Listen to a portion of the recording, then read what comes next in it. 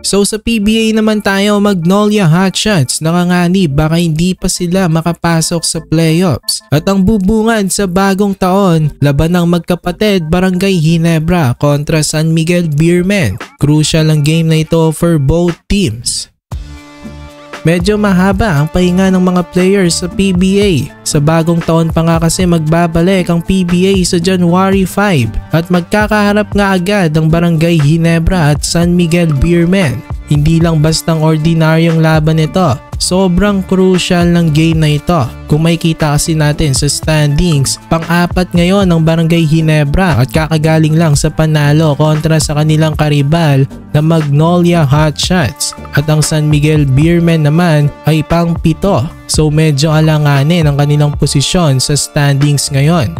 At kakagaling lang ng Beermen sa masakit na pagkatalo sa Hong Kong Eastern. Kaya paniguradong gustong-gusto nang makabawi nitong San Miguel Beermen. Pero hindi basta-basta ang kanilang makakalaban, ang Barangay Ginebra. May pagkakataon na ngang dumikit palalong Gene King sa Northport, Converge at Eastern kapag manalo sila sa Beermen. So exciting ang laban na ito. Sa first day nga ng PBA sa 2025, may laro rin ang guest team na Hong Kong Eastern. Makakalaban naman nila ang Meralco Bolts. Magandang laban din ito. Manatili kayang dominante itong Eastern? Samantala, nanganganib naman ngayon ng Magnolia Hotshots. Natalo na naman nga sila nung Pasko sa kanilang karibal na Barangay Ginebra. Lamang na nga sila at nahabol pa sila ng Gene Kings. Nauwi pa sa buzzer beater game-winning 3 ni Scotty Thompson ang laban. Isang ang heartbreaking loss yun para sa Hotshots at meron na silang 5 talo. Pang-10 sila ngayon sa standings at wala nga sila sa playoff picture. So must win na ang mga upcoming games ng Magnolia Hotshots.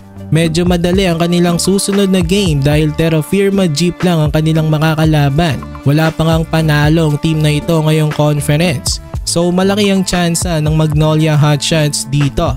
Pero after nito, malalakas na ang makakalaban ng Hotshots sa kanilang last 4 games. Isa na nga dyan ang San Miguel Beermen. Kakasabi lang nga natin, medyo hindi rin maganda ang posisyon nito sa standings. So mahihirapan ang Hotshots panigurado dito.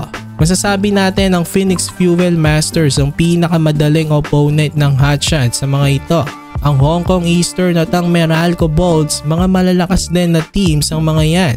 So mabigat-bigat ang mga natitirang laro ng Magnolia Hotshots. Kailangan nila manalo siguro ng at least 3 or 4 games para makasecure ng spot sa playoffs. Much better kung perfect sila sa kanilang last 5 games. So mga Hotshots fans, tiwala ba kayo sa inyong Magnolia Hotshots na makakapasok pa ito sa playoffs?